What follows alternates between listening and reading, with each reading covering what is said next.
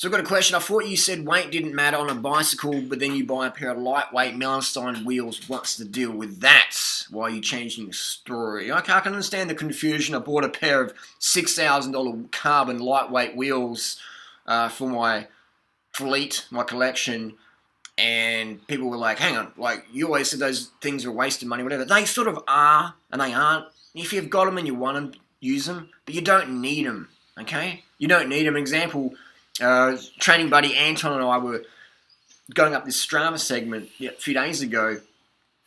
On his bicycle, he had $100 wheels. That's right. His pair of wheels cost $100 brand new retail price. My pair of wheels, just the wheels, was $6,000 retail. So you got $100 wheels versus $6,000 wheels under the RS 500 Shimano's, whatever, versus a lightweight Melanstein clinches.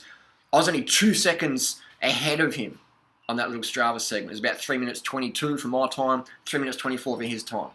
The wheels, they don't really make a difference, all right? Like, if you've got the wattage, you've got the wattage. Focus on getting a power meter on your bike. You don't need the lightweight stuff. There's nothing wrong with having it, but don't think, oh, I need that before I can get really fit. No. Because my friend Anton is super fit on $100 wheels on his bike, so you don't need the bling. The main thing you need the bike that fits you. All right, doesn't matter what the bike's made of, if it's bamboo or carbon or titanium or steel or alloy. The bicycle must fit you. You've got to have your measurements, understand how a bicycle fit works for you. A good bike fitter can help you with that. Get a liquid paper pen and mark your seat height. So anything slips, mark your cleats. So if anything slips, you can put it back to where it was. This is a mistake so many people make. They put all the focus on, like, got to get carbon this, carbon that, but their bike fit's fucked up. Or it slips down. They get a bike fit, and then they take the bike apart, put it in the car, put it back together, go, how high was the seat meant to be? Or the seat just slips under a bump one time, but they've got no marks, so they don't know.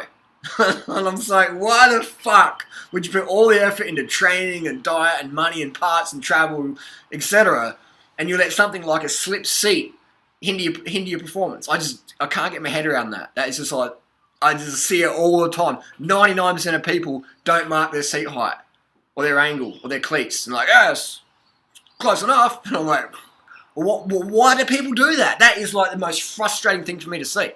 So bike fit's the main one. And then the second one would be have the right gear ratios for your style of riding. If you're on the flat, then you can ride whatever gears you want. If you like to go up climbs, then I'd recommend a compact crankset with a 50-34, big ring 50, small ring 34. On the back, I'd recommend a 28, a 30, or a 32. If you like climbing, then you got to have the same gears as Contador. So put a 32 in the back even. My next cassette purchase will definitely be 32s. People say, oh, you need to build strength. You don't need fucking strength as a cyclist. Have you seen Chris Froome? Chris Froome? Do you think Chris Froome's strong in the gym? Look at his cadence, man. That's not strength. That's blood volume. That's blood. You need blood to ride well. And you need the cadence to be able to let that blood do its best things for your body, for your performance.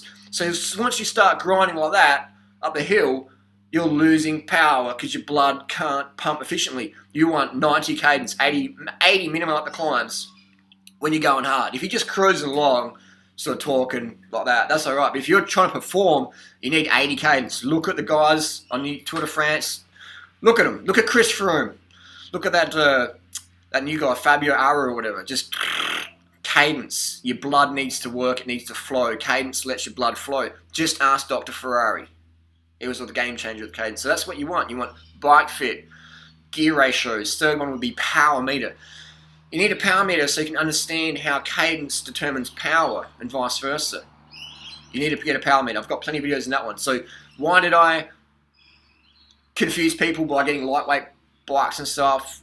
I've been riding lightweight shit for a long time. In 2003, I had a 7.2, 7.1 kilo Trek OCLV, Dura-Ace, titanium Q in pedals, TI skewers, Eastern EC90 seat posts, blah, blah, blah. The bling back in 2003. So I've always been a bit of a weight weenie.